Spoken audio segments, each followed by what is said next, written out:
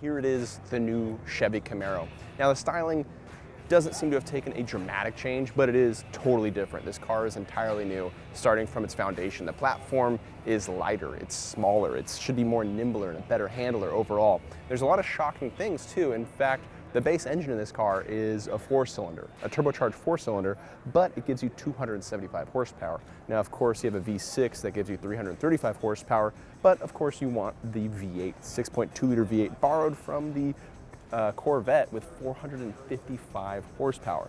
Now, one of the great things about being in the Chevy product family is you get access to all the great Chevy products that the higher performing, more expensive cars use, including an active differential, including magnetic shocks and blah, blah, blah. All this stuff comes down into this car, which is really good stuff because this has the promise to be one of the best handling, mass-produced Camaros ever, outside of the limited production Z28 that was around last year, or last generation.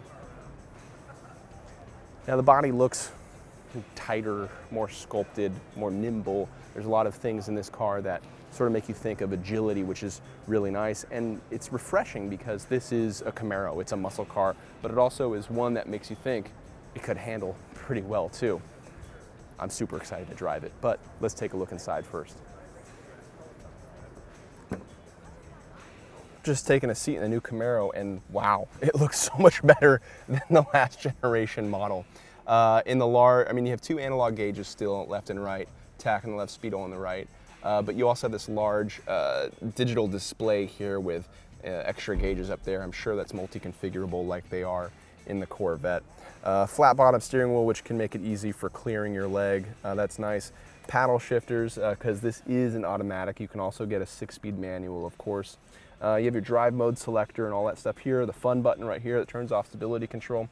And also Chevy's infotainment system, which supports Apple CarPlay and all that fun stuff. Touchscreen interface, which should be pretty easy to use.